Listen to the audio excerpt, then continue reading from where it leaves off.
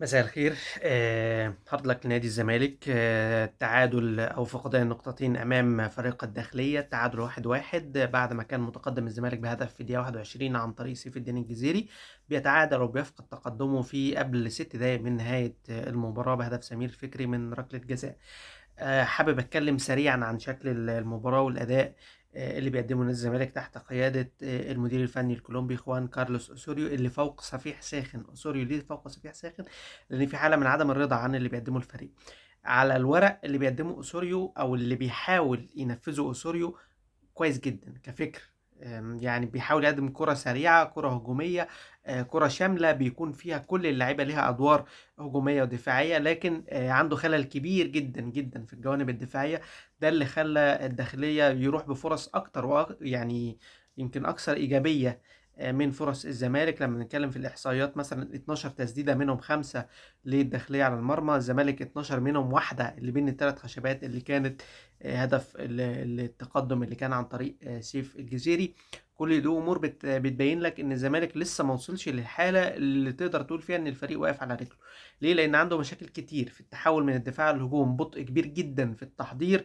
ده اللي بيخلي الريتم اللعب يبقى يعني خلاص المنافس بيقدر ياخد الوضعيه الدفاعيه الجيده.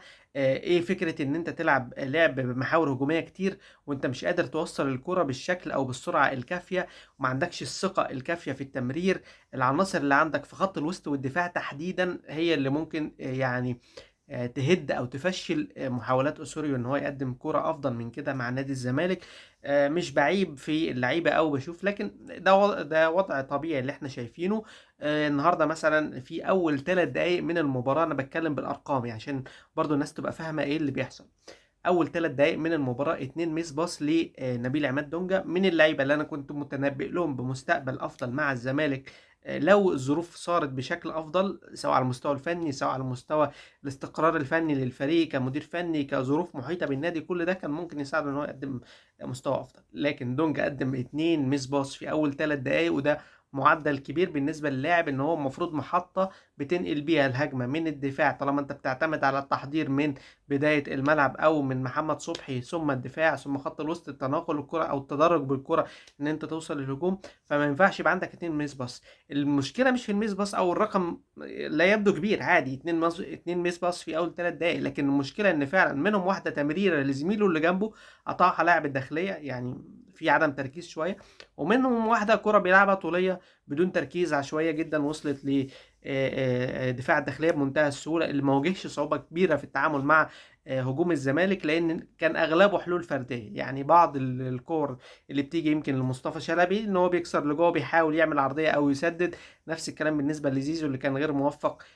يمكن مش بس في ركله الجزاء اللي شاطها، كان بيشوط افضل من كده زيزو الحقيقه. برضو دي حاجه لازم نقولها، ان هو كان بيسدد ركلات الجزاء، بيختار الزاويه ويسدد، ما بيركزش على زاويه محدده، لكن هو بيختار انا داخل الركله دي هشوطها في الزاويه دي.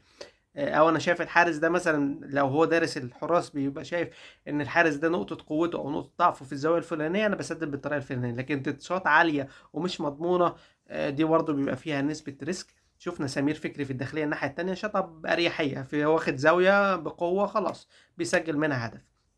فبالتالي كان كتير من اللي بيتفرج على المباراة وشايف او من اللي متابع لنادي الزمالك عارف ان السيناريو ده ممكن يحصل. انت اهدرت ركله جزاء، ليك هدف ملغي بتاع التسلل، يمكن ما كانش فيه خطوط زرقاء او حمراء تبين بشكل كبير التسلل على مين، سواء الجزيري او نضايل. وان كنت اظن يعني ان التسلل كان على ابراهيم نضايل، لان هو اللي كان واخد خطوه قبل الكره ما تترفع من مصطفى شلبي. وبالمناسبه ابراهيم نضاي كاد ان يتسبب في ان هدف الزمالك يبقى تسلل لو الكره كانت وصلت له هو بدل ما تصل الى سيف الدين الجزيري، لان اول ما شيكابالا استلم الكره من الركنيه اللي اتلعبت بسرعه ان ده يتقدم بشكل مبالغ فيه. يعني مش سنس فيرود ابدا، يعني هو مش فيرود صراحه، هو جناح، لكن طبعا يعني سنس ان انت تبقى في المنطقه دي ما ينفعش ان انت تبقى شايف خط الدفاع كله انت سابقه وواقف في مكانك.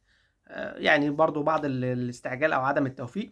فبالتالي دي اللي كانت المشاكل الفنية اللي عند نادي الزمالك، اللي محتاجة quality أفضل من كده من اللعيبة. يا إما أنت كأوسوريو هتتحول إلى تاكيس جونياس مع وادي دجلة. تاكيس جونياس كان بيقدم كرة حلوة جدا، لكن في كتير من الأوقات أنت بتبتدي الهجمة من محمد عبد المنصف توصل للدفاع. مش متذكر الأسماء اللي كانت موجودة وقتها، لكن ما كانش الكواليتي العالي اللي تقدر ان انت تعمل البيلد اب او التدرج بالكره بالشكل ده. فبالتالي زي ما كنا بنتكلم عن اخطاء مثلا لعيب زي دونجا ما ينفعش يغلطها بشكل كتير كده. ايضا لعيب زي حسام عبد المجيد كذا كرة بتعدي من تحت رجله وتصل الى يعني لحسن حظه، واحده منهم وصلت لمحمد صبحي، واحده اخرى وصلت للاعب الداخليه لكن ما استغلهاش بشكل جيد. الدفاع بيتضرب بسهوله. يعني ايه بيتضرب بسهوله؟ يعني انت ممكن تعمل من وراه كرات طوليه او في عمق الدفاع بشكل سهل. فبالتالي دي من مشاكل اللي بيعاني وهيعاني منها نادي الزمالك. عندنا طبعا غياب محمود حمدي الونش من الغيابات المؤثره في دفاع نادي الزمالك النهارده، وللاسف ملوش بديل. ما تقدرش تقول ان في بديل يقدر يتحمل عبء الدفاع. مشاكل فنية، أزمات كتير. ما تتوقعش عزيزي المشاهد إن يبقى في تحسن على مستوى أداء نادي الزمالك النهاردة. لا تلوم أحد في هذه المعضلة الفنية، الكل مسؤول عنها. يعني كجهاز فني أنت في النهاية بتتحمل النتيجة، حتى لو أنت النوايا حسنة إن أنت تطبق فكر كرة حديثة وكرة شاملة للموسم الجاي، فأنت الكواليتي والعناصر اللي عندك مش هتساعدك على كده. برضو عشان برضو الناس تبقى فاهمة، مفيش حاجة اسمها أنا هلعب بطريقه معينه اكمل بيها الموسم ده والموسم الجاي هشوف طريقه لعب تانية.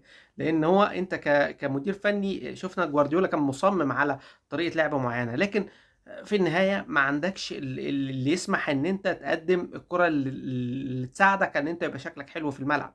مفيش تحرك في الاطراف. النهارده شيكابالا ما تفهمش دوره ايه في الملعب. شيكابالا تايه تماما. زيزو لما راح الجبهه اليمنى ابتدى يبقى له دور. انداي برضو مختفي، ما تقدرش تقول هو ايه الاضافه اللي بيقدمها في الهجوم. خط الوسط ما فيهوش الكرياتيفيتي الكافيه. يعني كان دي مشكله ليفربول في وقت من الاوقات يمكن اخرها الموسم ده.